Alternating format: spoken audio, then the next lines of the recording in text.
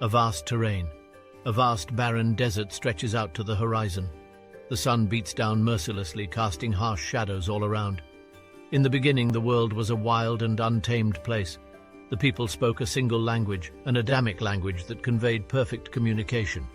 But soon their unity turned into arrogance. Ancient palace. A group of people gathers in front of an ancient palace. They are dressed extravagantly and bear tools of masonry and architecture.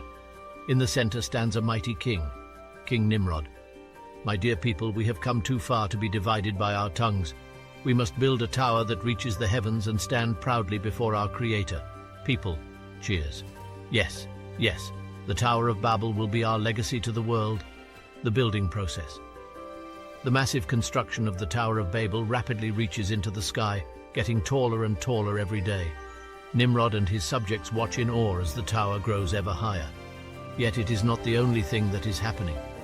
As the construction of the Tower of Babel continued, the people forgot their humble beginnings. They were proud of their achievement and became arrogant. The scene changes quickly to show a group of workers arguing with each other. They are no longer capable of communicating with each other and have become confused about their tasks. Worker 1, shouting, "Give me the bricks, I need more bricks."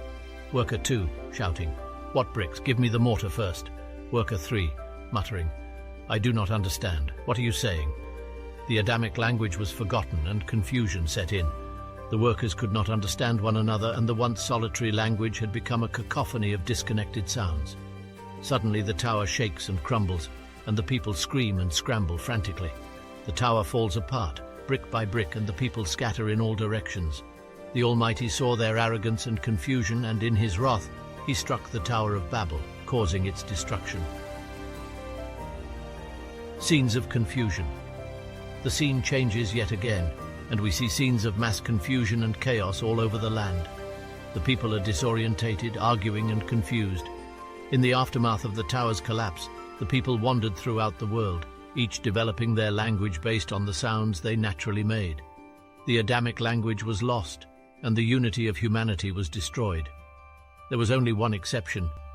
The Adamic language survived in the form of texts and scriptures that were passed down from generation to generation, recorded for the sake of posterity.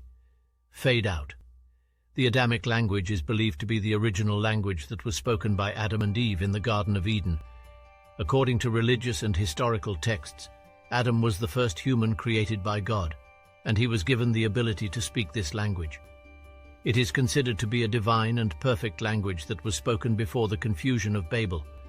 The Adamic language was said to be a language that conveyed the inherent nature of things and was able to express the essence of creation itself. It was a language that was not only used for communication, but also for understanding the profound mysteries of life. The Adamic language was said to be so pure and spiritual that it could help individuals establish a direct connection with God. This was possible because the language was said to be a direct reflection of God's own language.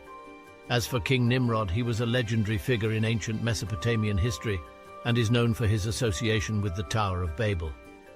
It is said that Nimrod was the king of the city of Babel and that he was responsible for the construction of the tower.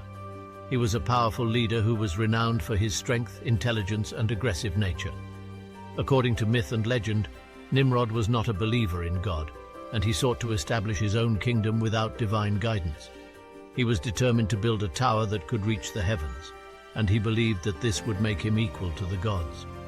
God, however, was not pleased with Nimrod's arrogance and decided to punish him by confusing his language. As a result, the people of Babel were unable to communicate with each other, and the tower was never completed. This event led to the formation of various languages throughout the world. In summary, the Adamic language was believed to be the original language spoken by Adam and Eve, and it was considered to be a divine and perfect language that could help individuals establish a direct connection with God. On the other hand, King Nimrod was a power-hungry tyrant who didn't know his place as a man. So on this led to this disunification of humanity and splitting of what we now call races and languages. Do you believe this is why the world is so separated from another? In another world, did we all work together and speak one unified language? I feel we could solve that mystery together.